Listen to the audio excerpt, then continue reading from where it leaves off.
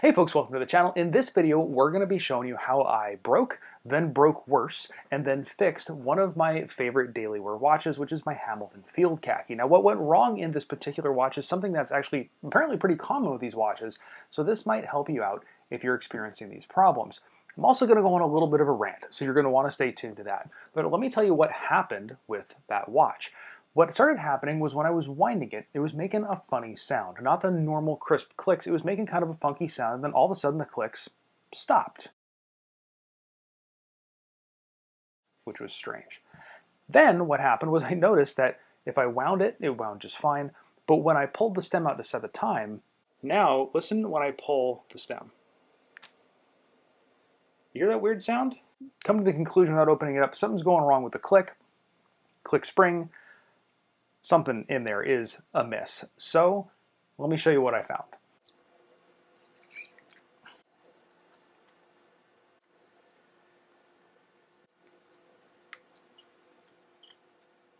And yep, I don't know if you can see that on camera there. Let me get my tweezers so we can point real close. Right here,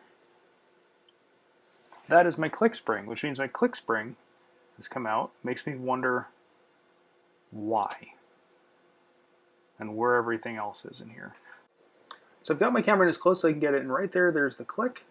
And let me bring the spring up here. Here is the click spring, the whole part that should be retaining the click.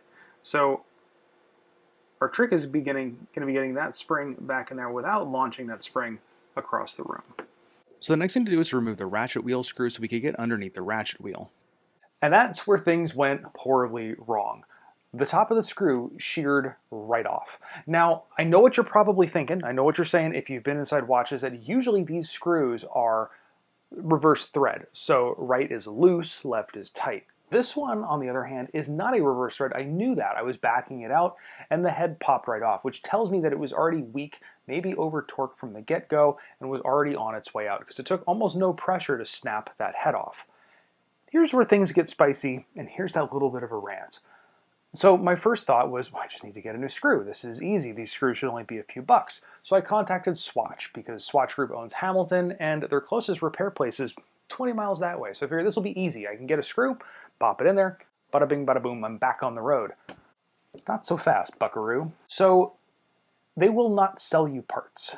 You cannot get any parts from Hamilton for this watch. So you're stuck sending the watch into them.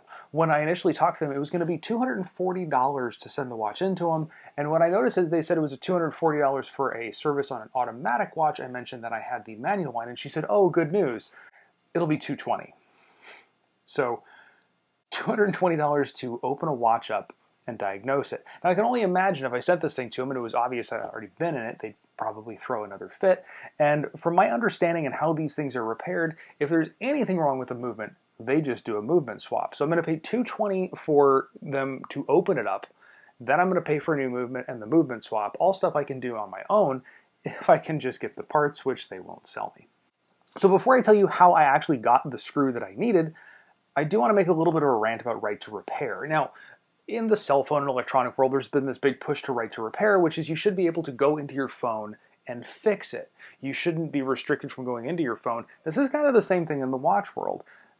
I can get into it, but I can't get the parts. And we've had this kind of thing with phones, with cars, with everything else. It seems silly to me that I can't get my hands on a single screw. So that led me on a chase to go find the screw. I cannot or could not find one. I looked everywhere. I looked at all the watch part sites. I looked on eBay for broken movement so I could just steal a screw out of it. I went on forums. Somebody else who had the same problem found a screw from a Seiko digital watch or quartz watch that worked. Couldn't find that thing. So I scoured, and finally I found a screw on the other side of the world in Australia. I'm in the US in California. That screw cost, let me double check here, $4. Not a bad deal for a screw. However, that screw had to travel all the way around the world, and that was going to cost $40. So now I'm paying $44 for a screw. I'm not faulting the company. They have to pay shipping costs, and it is not exactly a short jaunt around the world, so I'm sure shipping costs that much. It's a drag. So I ordered some other stuff to kind of make it, better off for me. So I did get some other parts, but I did get that tiny, tiny screw. And it is hysterical opening up an envelope and knowing you paid that much money for this. And it's so small, it's a screw in a little plastic box inside a bag so this thing wouldn't get lost. But I have the part, and I am terrified to open this thing because if I have to get another one,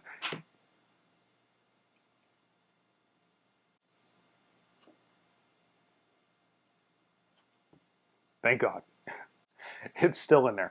Well, that was dumb. So I'm going to put this back in the bag so I don't do that again. We're going to go back to the bench and we're going to try not to drop this thing again and lose it. We're going to get my watch running. Now I had put what I could back together so I could store it all together while I was waiting for that screw to arrive. So now that it's here, we just need to kind of pull things back out of the watch, make sure the actual click, that's that little arm right there, is lined up properly, and then put the click spring in place. Now with these watches, the click spring kind of just sets in place without any real tension on it. It only gets tension on it once the ratchet wheel is in place and starts to rotate. So now we're just going to put the ratchet wheel back in and very carefully reinstall that screw without shearing the head off again.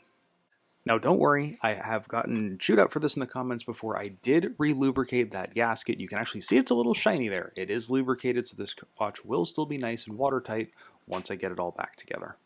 Now a couple quick winds and I can hear it clicking properly. That is a good sign, so everything is back up and running. We're ready to get this thing back on my wrist. Now I realized at the beginning of the video I forgot to do a wrist check. So quick wrist check. This is my DIY Watch Club build. It is a dive watch and it was actually a gift from my wife and it kind of got me back into the watch hobby. I had fallen out of it for a long time. So if you are interested in this thing, I do have a video of it on my main channel. If you want to know if DIY Watch Club is a good way to get into watch tinkering and if it's a good value for your money.